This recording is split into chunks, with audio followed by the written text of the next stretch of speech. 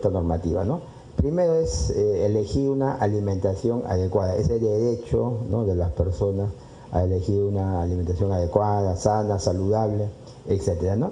Y el segundo elemento se conecta con la salud, que es gozar de una salud que no esté amenazada como consecuencia de impedimentos o imposiciones que se generen respecto a dicha acción alimentaria, ¿no? Un impedimento es un modelo alimentario único, un solo menú, etcétera, ¿no? Entonces creo que esos son un poco los elementos nucleares que podríamos tratar de sustentar o proponer a partir de del proyecto de ley. Siguiente, por favor. Bien, en realidad hay una exhaustiva referencia o base, digamos, esto que en derecho llamamos el soft law y el hard law, es decir, el derecho blando, declaraciones, posturas, ponencias, ¿no? Y las normas ya propiamente elaboradas, exigibles, ¿no?, en convenios, en tratados, etcétera, ¿no? Entonces, por ejemplo, de las muchas, por eso digo que es exhaustivo, solamente menciono dos, una y hasta tres nada más. Por ejemplo,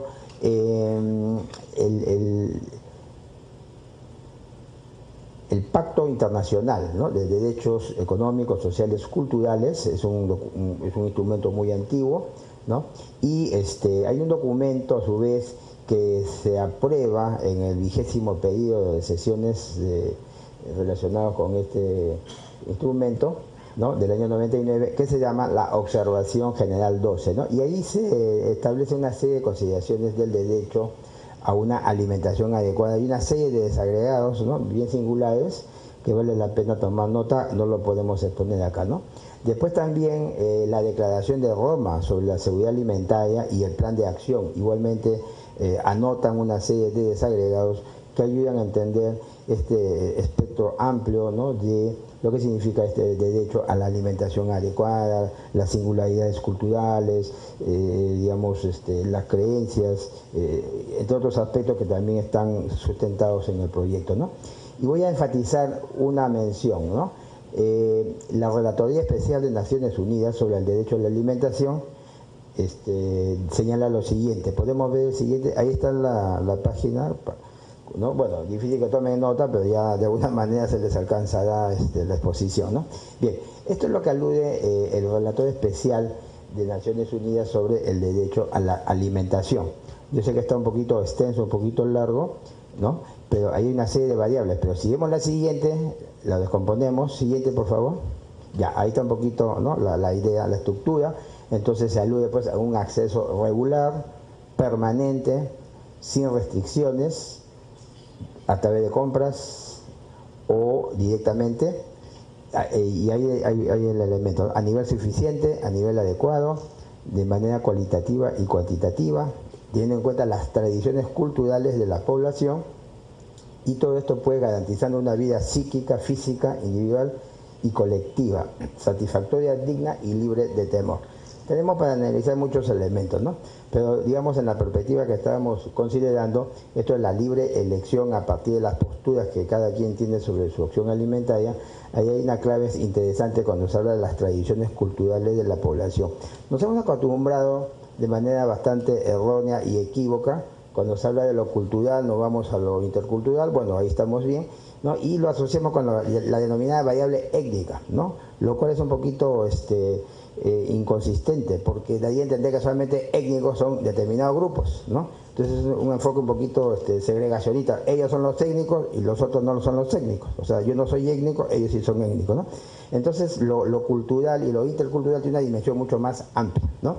Y entonces, conforme estamos identificando, y ustedes también son partícipes, hay segmentos o componentes culturales cada vez más crecientes, ¿no?, con sus propias complejidades, que van tomando este tipo de opciones, ¿no?, de alimentación que no estén, ¿no?, considerando ingredientes pues, de origen animal.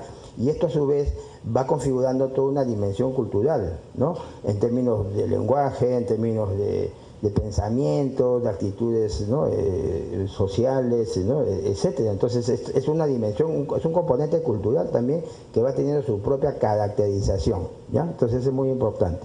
Bien, la siguiente. Fíjense, para mayor abundamiento, el relator especial alude a los estados están obligados, ¿no?, a ciertos mínimos, ¿ya?, Y hay la obligación de abstenerse, ¿ya? El Estado. ¿Quién es el Estado? Poder legislativo, poder ejecutivo, poder judicial. En este caso estamos hablando de el poder legislativo, que regula para exigencias que tengan que ser asumidas esencialmente por el ejecutivo. Esencialmente digo, ¿no? No exclusivamente. Entonces, la obligación de abstenerse de toda discriminación en el acceso de los animales, de los alimentos, ¿no? Así como los medios y derechos para obtenerlos. Y los motivos: raza, color, sexo, idioma, edad, religión, opinión política o de otra índole. Esto es lo que de hecho se llama un listado enumerativo, para que aquí puedan caber otras posibilidades, una versión amplia: orígenes, nacional, social, posición económica o de cualquier otra condición social, ¿no? Condición social, en este caso, podría estar referido a una dinámica transversal de la sociedad, en donde se ha optado por un modelo alimentario bajo la característica que se está señalando, ¿no? Siguiente, por favor.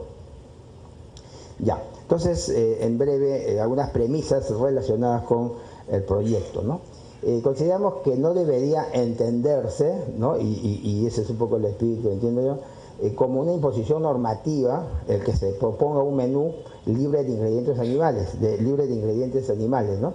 Sino como una garantía de respeto a la libertad de libre elección alimentaria. O sea, no es que se está acá imponiendo, ¿no?, una propuesta de que deben todo el mundo orientarse a esto, etcétera, ¿no?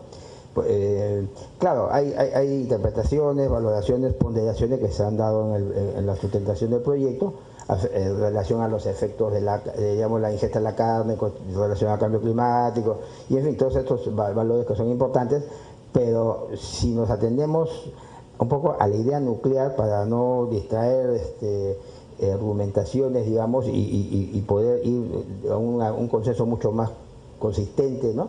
Es esto justamente de la elección alimentaria, ¿no es cierto? Evidentemente, los que eligen por la cuestión carnívora, ¿no? Bueno, es su opción, sean partícipes de esos efectos, ¿no?, o de incremento de esos efectos relacionados con digamos, el cambio climático, actitudes antibienestaristas, en fin, ¿no? Esa discusión podríamos agregarla a la ley y nos puede distraer un poquito, ¿no? Pero si nos sustentamos o nos aferramos a estas ideas principales de la elección alimentaria, en lo que respecta al modelo ¿no?, de ingesta, al menos en lo que respecta a esto del menú, sería ya una cosa mucho más directa, ¿no? Y desde el Estado, ¿no?, la otra consideración respecto al proyecto, no corresponde imponer un modelo alimentario exclusivo ni excluyente, porque ello vulnera los derechos de libre elección y a la salud, ¿no? Pero a la salud en ese sentido, por ahí está lo de salud, escuchen bien, en el sentido siguiente, ¿no? No distraerse, porque la salud se conecta con muchas cosas, pero en este caso lo que estamos conectando, o entiendo que se puede conectar con salud, es el hecho de que si se impide que uno asuma su patrón alimentario que excluye la ingesta, ¿no?, animal, entonces con eso ya no tiene opciones de cómo alimentarse, porque de repente va a un sitio y no hay más que un solo alimento, ¿no? Y entonces eso va mermando de manera progresiva, limitando su salud, ¿no es cierto? ¿Ya? Entonces, a la salud por impedir un patrón alimentario y cultural de importantes segmentos poblacionales que han optado por un menú libre de ingredientes animales, ¿no? Siguiente. Ya. Para efectos de la propuesta de ley, un poco ya lo había adelantado, no es que se esté discutiendo pues el rol de la ingesta de alimentos con ingredientes animales. Bueno, se puede discutir, ¿no? Pero digamos es un aspecto, tal vez no el medular, ¿no? Con ingredientes animales, sino la libertad de quienes ya han optado, ¿no?, por este patrón, o por quienes podrían hacerlo a futuro, ¿no?, por una alimentación libre de tales ingredientes, ¿no? Resulta criticable la postura del MINSA, con todo respeto, tengo amigos ahí, puesto que no atiende o no va de frente a responder al planteamiento esencial o fundamental de lo que es la cultura y la libertad alimentaria. Bienvenidos los esclarecimientos conceptuales, ¿no?, en una serie de informes que han hecho sobre el proyecto, pero vamos a lo esencial, vamos a la yugular, como se dice, ¿no? Entonces, lo esencial es afirmar este principio, ¿no?, de cultura y libertad alimentaria, y las consecuencias a la salud de ese sector poblacional creciente, ¿no?, que ha optado pues por una forma de alimentación libre de tales ingredientes, y que al no tener disponibles otras alternativas, ve mermada su salud, ¿no? O ve amenazada la seguridad de su salud integral, ¿ya? Nos quedan dos reflexiones más. Siguiente, por favor. Ya. Habría que ver ya terminando, habría que ver una pauta garantista un poquito más explícita tal vez en el texto del proyecto, en la que se pueda evidenciar una suerte de equilibrio, ¿no? O que equilibre esta demanda creciente por un patrón alimentario alternativo, en este caso expresado en el menú libre de origen animal, libre ¿no? Y los costos por dicha oferta en las instituciones públicas, ¿no? Porque claro, podría darse el caso que, digamos, se pueda estar generando, ¿no? o infraestructura o generando alguna producción, digamos, de estos alimentos o unas cuotas que no corresponden con la demanda. Pero creo que eso es algo ya más que se puede adjetivar reglamentariamente, pero habría que poner una pauta, ¿no? Porque, le pongo un ejemplo, otro día, un fin de semana voy a una entidad y como no había mucha gente, entonces no habían preparado menú ¿no? vegetariano porque no les salía a cuenta, ¿no? Bueno, entonces hay que tratar un poco de sopesar. No estoy hablando de un modelo de negocio, que eso corresponde más a una dinámica privada, pero sí el concesionario tiene que, ¿no? ver sus costos también, ¿no? En todo caso, habría que considerar algunas pautas garantistas, bueno, en las licitaciones o concesiones para tales servicios, ¿no? Entonces son ideas que hay que tomar en cuenta, ¿no? Por último, se dice que, bueno, para que una ley, si más bien hay que ir por otros caminos, ¿no? De ahí fomentando la cultura en tal aspecto, las actitudes, en fin, eso no es excluyente, ¿no? La ley, dar una ley específica es siempre una cuestión debatible, ¿no? Pero asignarle un rango puede obedecer también a una especie de política, ¿no? legislativa para afirmar un derecho que necesita ser un poquito más explicitado, más afirmado, ¿no? Y los efectos concienciales y mediáticos, ¿no? podrían ser pues parte de una opción de política legislativa. Por ejemplo, la ley antitabaco tuvo un poco esa perspectiva, así que a veces las leyes digamos coadyuvan, ¿no? y empujan y ejercen ciertos factores simbólicos, pero también coercitivos según el caso, ¿no? Bien, lo último entonces, lo siguiente, final, conclusiones podríamos decir, ¿no? Se trata pues de proteger el derecho a la libre elección alimentaria como parte de los derechos fundamentales a una alimentación adecuada y saludable, ¿no? Garantizar la salud de quienes han optado a la alimentación libre de ingredientes de origen animal y finalmente garantizar que el Estado respete la libertad alimentaria, no imponiendo un solo modelo, el respeto a la diversidad cultural y poblacional. Eso es la siguiente. Bueno, muchas gracias por todo.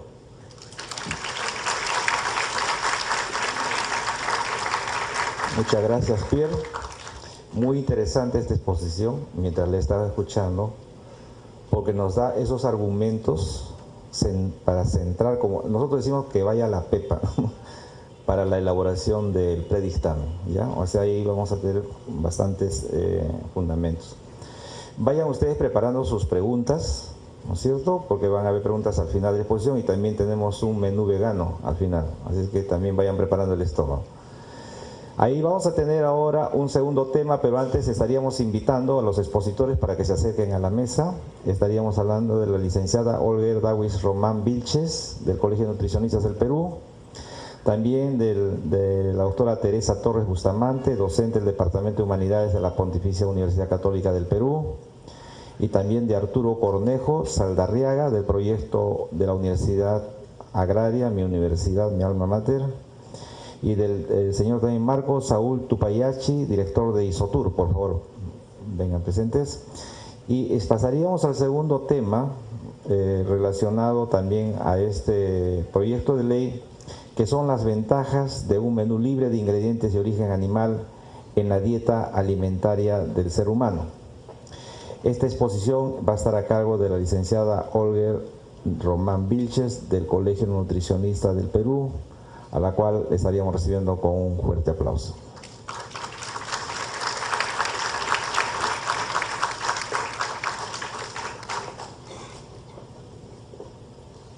En el escritorio, por favor. En el escritorio está.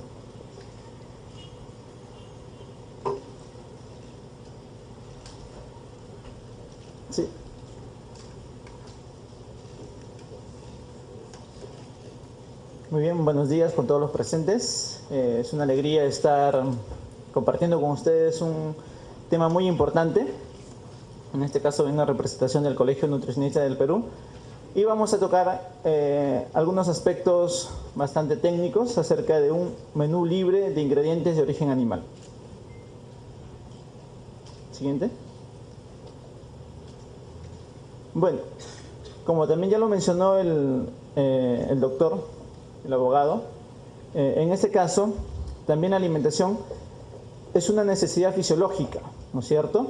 Tenemos hambre, todos han venido desayunando, en un momento vamos a almorzar y es una necesidad, ¿no? Si no comes un día, 2 días, vas a sentir ello.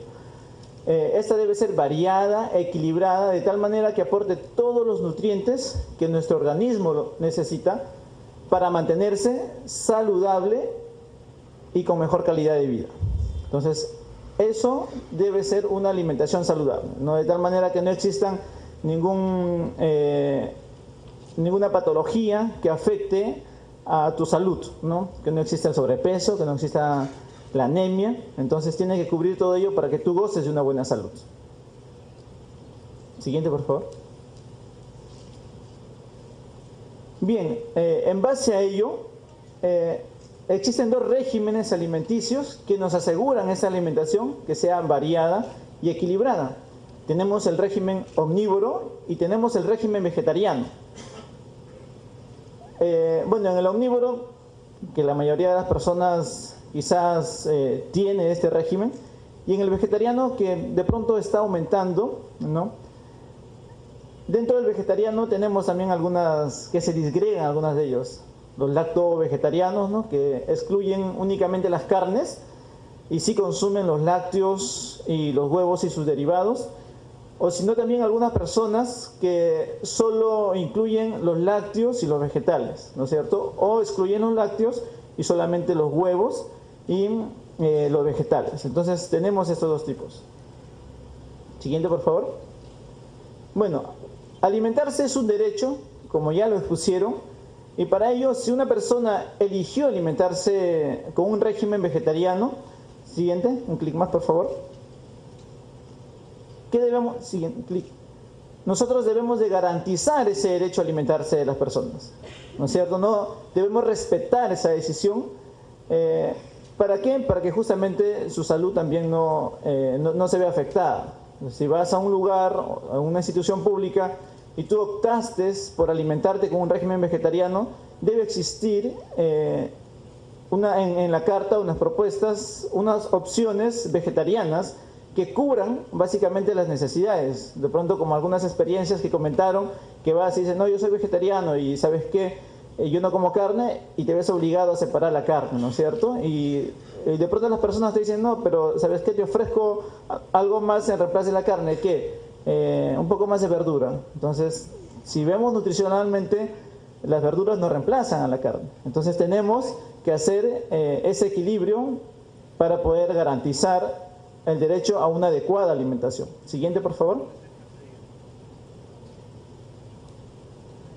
Bueno, el lacto vegetariano, ya les expliqué, que incluyen productos comestibles de origen vegetal, y de origen animal solamente leche, huevos y sus derivados. Siguiente.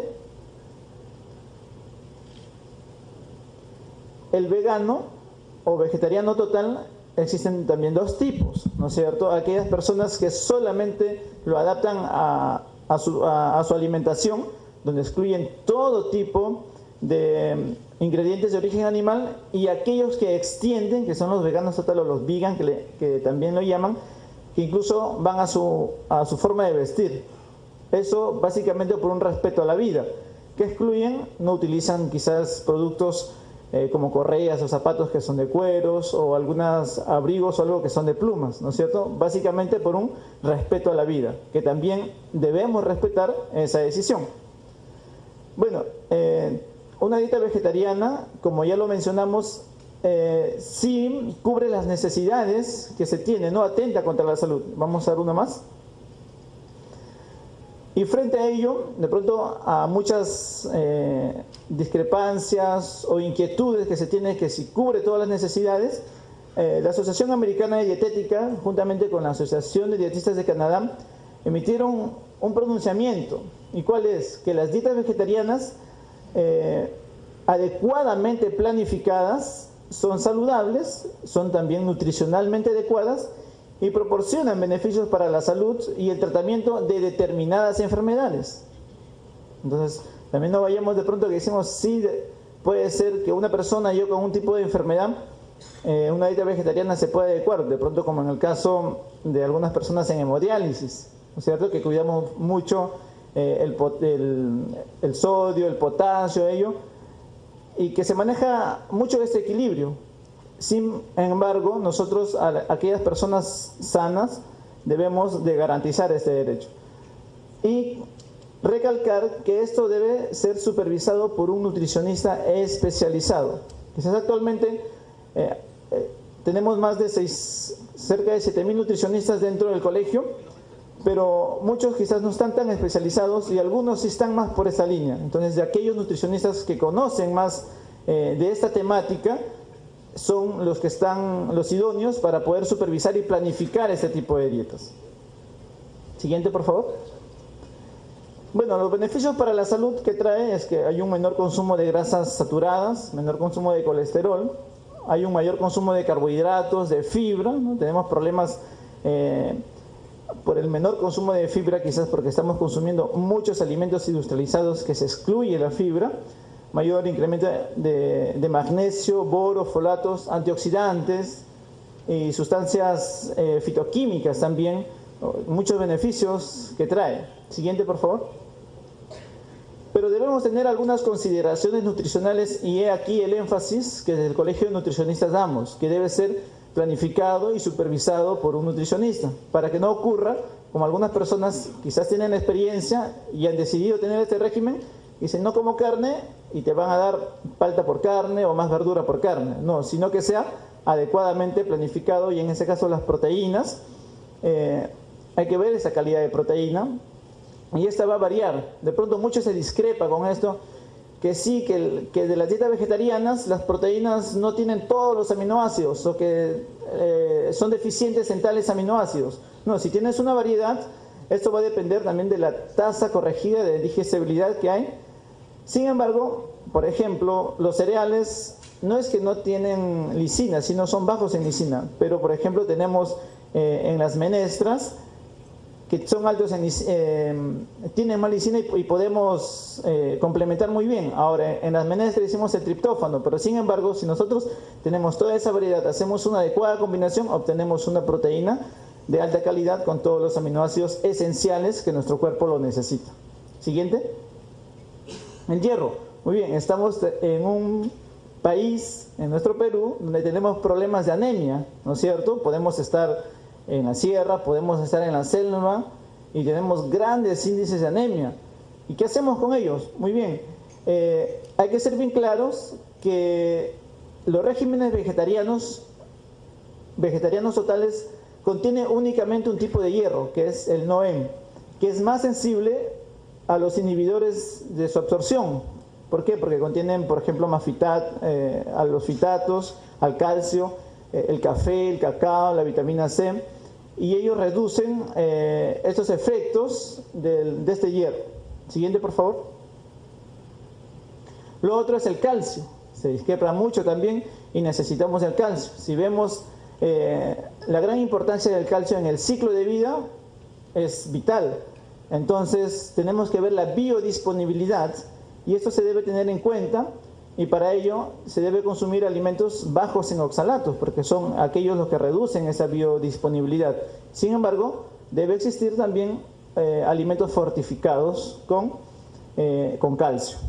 Vitamina D, bueno, esto depende, su estado depende también de la exposición al sol que tenga, sin embargo, debe existir alimentos que estén fortificados con vitamina D. Siguiente. Otra consideración importante es la vitamina B12. De pronto se discute mucho dentro de los foros veganos o dentro de muchas personas cuando van a estas instancias académicas donde decimos, yo soy vegetariano, sí, muy bien, ¿y qué es con tu vitamina B12? ¿O tienes anemia por vitamina B12? Sí, únicamente la vitamina B12 está, ¿dónde? En las carnes, ¿no es cierto? Pero ¿qué debemos hacer? Ingerirlas a través de un suplemento o un alimento que sea fortificado con esto. Siguiente. ¿Y cuál es la opinión institucional del Colegio de Nutricionistas del Perú respecto a ello? Nosotros, como el Colegio de Nutricionistas del Perú, promovemos una alimentación saludable. Las personas son libres a elegir, no se impone. Puede ser omnívoro o vegetariano, tú decides. Su decisión debe ser respetada y debemos garantizarle ese derecho a alimentarse. En las instituciones públicas también debe ser extendible de pronto a las privadas. Cualquiera sea el régimen elegido, debe ser planificados y supervisados por un nutricionista, esto para asegurar su calidad. No va a haber más régimen, incluso hasta algunas personas que optaron, o las mujeres, y están gestando, requieren mucho más que tenga el asesoramiento de un nutricionista, porque en la gestación, por ejemplo, tenemos otros requerimientos. El calcio, el hierro aumenta. ¿Cómo logramos ello? ¿Cómo logramos su biodisponibilidad? Ahí está. Existe actualmente, por ejemplo, una maestría en nutrición vegetariana, ¿no?, en la Universidad Unión, donde puedes adquirir esos conocimientos. Ojalá existiera también en otras universidades, de pronto porque está aumentando aquellas personas que han elegido este régimen. Bueno, esta es la opinión del Colegio de Nutricionistas. Estamos a favor de una alimentación saludable, sea el régimen que has elegido, ¿no es cierto? Pero esto debe ser planificado y supervisado por un nutricionista. Muchas gracias. Muchas gracias. Recuerdo hace más de 40 años, en Agraria, cuando iniciamos el proceso de la agricultura ecológica. Éramos vistos como avirraes, algo así, medio hippies, ¿no? Hippies, cosas por el estilo. Y ahí estaba predominando todo lo que era la revolución verde de fertilizantes sintéticos, de todo lo que era agroquímicos y pesticidas. Y al final, después de muchos años, tuvimos la razón. Todos los efectos cancerígenos que dan todo este tipo de alimentación. No desfallezcamos. Sabemos que estamos iniciando un proceso que, como decía nuestra congresista, va a ser duro. Políticamente también va a haber mucho debate, pero no un debate de razonamiento, sino detrás del debate del otro lado, del lado oscuro de la fuerza, hay intereses económicos, y muy fuertes intereses económicos. Ustedes ni se imaginan. En la alimentación saludable nos dimos cuenta de todo ello. Pero vamos a seguir dando la batalla, principalmente porque ustedes, los jóvenes, van a estar adelante. Ahora pasaríamos a las experiencias de alternativas de menú en los comedores, porque cuando hicimos la revisión para la exposición de motivos nos dimos cuenta que había un núcleo muy fuerte, principalmente en las universidades. Y ahí es donde nosotros por eso optamos por invitarlos, porque también ellos quisieran que nos den sus experiencias. Vamos a tener a Teresa Torres Bustamante, docente del Departamento de Humanidades de la Pontificia Universidad Católica del Perú, que nos va a dar el tema alternativas de menú en los comedores de la Pontificia Universidad Católica del Perú, para la cual lo recibimos con un fuerte aplauso.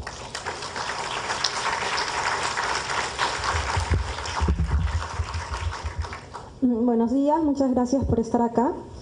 Voy a contarles una experiencia similar, obviamente en una comunidad muchísimo más pequeña, pero creo que nos puede dar ideas de cómo ha sido este proceso, ¿no? Que fue cuando logramos implementar una alternativa vegetariana en los comedores de la Universidad Católica. ¿Cuándo empezó esto? ¿Cómo es que se implementó? Empezamos en el 2004, hace ya 14 años, fuimos un pequeño grupo de estudiantes, éramos solamente 3 personas, que no teníamos nada que comer dentro de la universidad. La universidad en ese momento ofrecía un básico, que era un segundo, un refresco, un pan, pero siempre venía con una presa de carne, ¿no?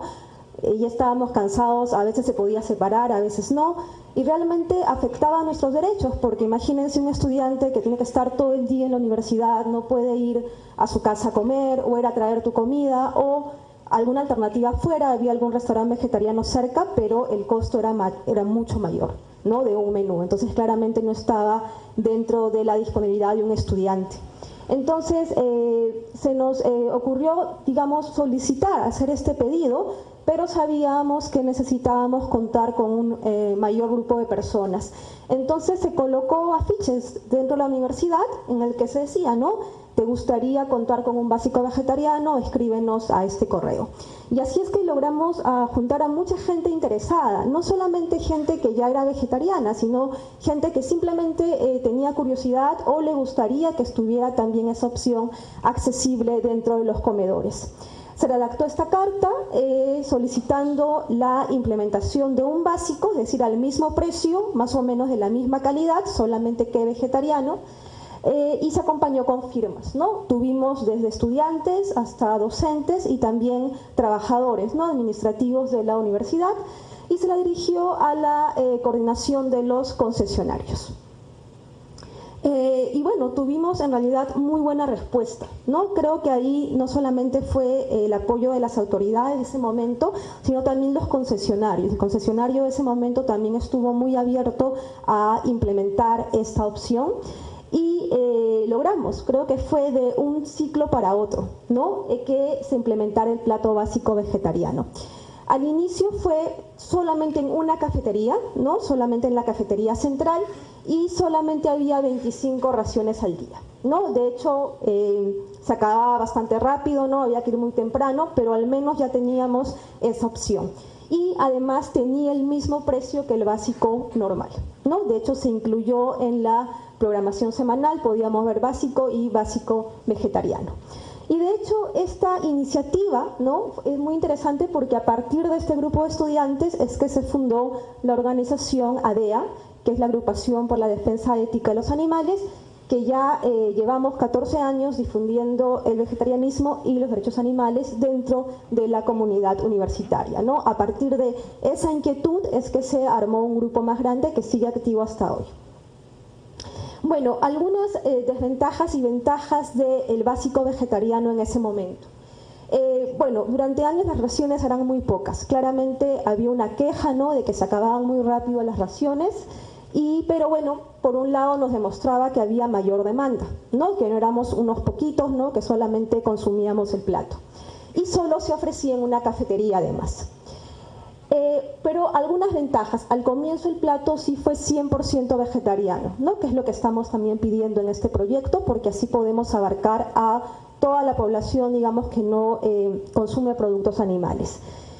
Y también, interesantemente, además del básico vegetariano, también había la opción del menú vegetariano para los docentes y los administrativos, ¿no?, porque el básico, acuérdense, solamente es para estudiantes, ¿no?, con ese precio especial, pero uno podía ir al comedor de docentes o de administrativos y podían darnos también el menú, ¿no?, que era un poco más caro, pero también con la opción vegetariana. Entonces era interesante porque en realidad estábamos abarcando, digamos, a toda la demanda que podía haber dentro de la universidad. Y bueno, pasaron los años y hacia el 2012 y el 2013 definitivamente la calidad del plato bajó un poco, y también que no siempre era vegano, ¿no?, que tenía por ahí el postre o algún complemento, algo que entonces también de alguna manera perjudicaba a los veganos de la universidad, ¿no? Y de hecho en ese momento es que otra vez empezamos a generar presión, a demandar a las autoridades que nos tomen en cuenta. Entonces, con el apoyo de la FEPUC, de la Federación de Estudiantes, de hecho se realizó una encuesta para saber no solamente la demanda, sino también cuáles eran las sugerencias, los cambios que se pedían para el plato vegetariano, ¿no? De hecho, pueden ver ahí uno de los afiches, ¿no?, en que estábamos convocando a la gente, a la comunidad universitaria, para que nos dieran sus opiniones. Voy a ponerles un pequeño, creo que estará el audio. A ver, ponlo. Sí.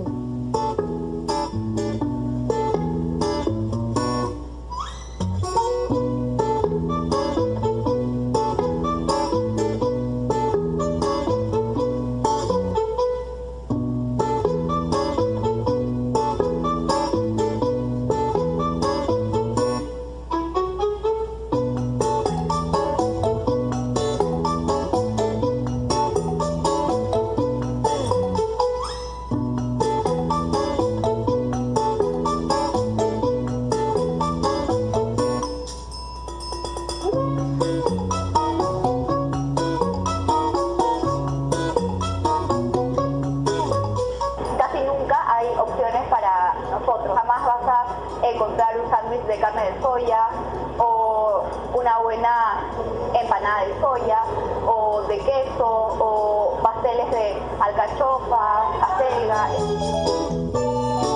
mí me gustaría que pongan más verduras para que realmente sea alimenticio, porque parece que simplemente es harina con un poco de soya, entonces no es muy recomendable comer tampoco así. Entonces es mucho más difícil que alguien que es vegetariano pueda alimentarse saludablemente en la universidad. No es suficientemente balanceado como debería ser para una dieta vegetariana y que es realmente malo y que todos los días nos dan lo mismo. Y que tal vez se nos informe un poco más acerca de qué es lo que contiene en sí